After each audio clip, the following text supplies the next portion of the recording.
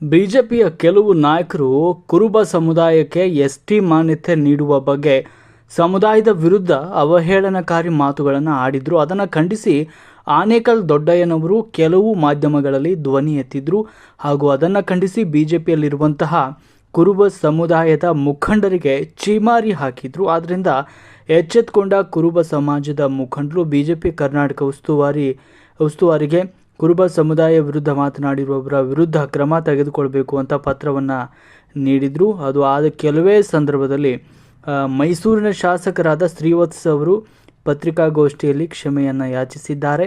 ಆನೇಕಲ್ ದೊಡ್ಡಯ್ಯ ಅವರ ಹೋರಾಟದ ಫಲಶ್ರುತಿ ಇದು. ಅದರಲ್ಲೂ ವಿಶೇಷವಾಗಿ ಮೈಸೂರಿನ ಒಬ್ಬ ಅಯೋಗ್ಯ MLA ಶ್ರೀವತ್ಸ ಅಂತೇಳಿ ಬಾಯಿಗೆ ಬಂದಂಗೆ ಸಮುದಾಯಗಳನ್ನು ಹೆಸರಿಡಿದು ಭಾಳ ತುಚ್ಛವಾಗಿ ಮಾತಾಡಿರ್ತಕ್ಕಂಥ ಘಟನೆಗಳು ನೀವೆಲ್ಲ ನೋಡ್ತಾ ಇದ್ದೀರಾ. ಅದಾದ ನಂತರ ಅನೇಕ ಭಾಗಗಳಿಂದ ಬೇರೆ ಬೇರೆ ಯಾರು ಇವಾಗಲೇ STನಲ್ಲಿ ಫಲಾನುಭವಿಗಳಿದ್ದಾರೆ ಅವರು ಸಹ ಇದನ್ನು ರಾಂಗ್ ಇಂಟರ್ಪ್ರಿಟ್ ಮಾಡ್ತಾ ಇರ್ತಕ್ಕಂಥ ಬೆಳವಣಿಗೆಗಳು ನಡೀತಾ ಇದೆ. ಭಾರತೀಯ ಜನತಾ ಪಾರ್ಟಿಯಲ್ಲಿ ಕೆಲಸ ಮಾಡ್ತಾ ಇರ್ತಕ್ಕಂಥ BJPಯ ಕುರುಬ ಸಮುದಾಯದ ನಾಯಕರುಗಳಿಗೆ ನನ್ನೊಂದು ಕಿವಿ ಮಾತಿದೆ.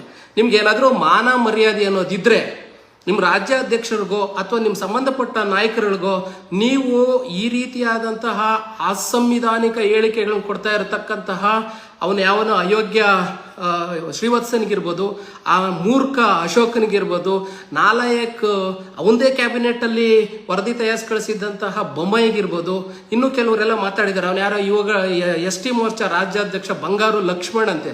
ಅವನಿಗೆ ಮಾನ ಮರ್ಯಾದೆ ಅಂತ ಏನಾದರೂ ಇದ್ರೆ ಈ ಕೂಡಲೇ ಸಮುದಾಯದ ಕ್ಷಮೆ ಕೇಳಬೇಕು.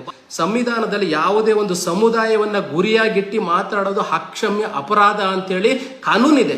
ಆದರೂ ಅಯೋಗ್ಯ ಶ್ರೀವತ್ಸ ಇರ್ಬೋದು, ಅಶೋಕ ಇರ್ಬೋದು, ಚಲವಾದಿ ನಾರಾಯಣ ಸ್ವಾಮಿ ಇರ್ಬೋದು, ಅವನು ಯಾವನ ಬಂಗಾರು ಲಕ್ಷ್ಮಣ್ ಇರ್ಬೋದು, ಇವ್ರನ್ನೆಲ್ಲ ಮೂರು ಕಾಸಿಗೆ ಬೆಲೆ ಇಲ್ದಿರ್ತಕ್ಕಂಥ ಅಯೋಗ್ಯರ ರೀತಿ ಬಾಯಿಗೆ ಬಂದ ಮೈಕ್ಗಳ ಮುಂದೆ ಮಾತಾಡ್ತಾ ಇದ್ದಾರೆ.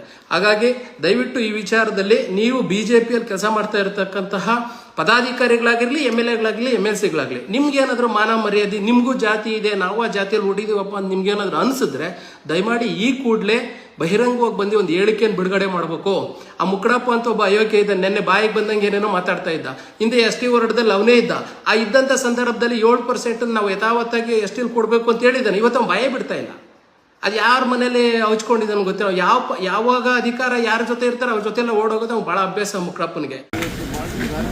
ಮೊನ್ನೆ ದಿವಸ ಏನು ರಾಜ್ಯ ಸರ್ಕಾರ ಮೀಸಲಾತಿಯ ವಿಷಯದಲ್ಲಿ ಕುರುಬ ಕಮ್ಯುನಿಟಿಯನ್ನು STಗೆ ಸೇರಿಸಬೇಕು ಅನ್ನುವಂಥದ್ದನ್ನು ಬಂದಂಥ ಸಂದರ್ಭದಲ್ಲಿ ನನ್ನ ಪ್ರತಿಕ್ರಿಯೆ ಕುರುಬ ಸಮಾಜದ ನಡುವೆ ಯಾಕೆ ಈ ಥರ ಹೇಳಿದ್ರು, ಹಿಂದೆ ಬೊಮ್ಮಾಯಿ ಸರ್ಕಾರನೇ ರಿಸರ್ವೇಷನನ್ನು ರೆಕಮೆಂಡ್ ಮಾಡಿದ್ದಂಥ ವಿಷಯ ಇತ್ತು.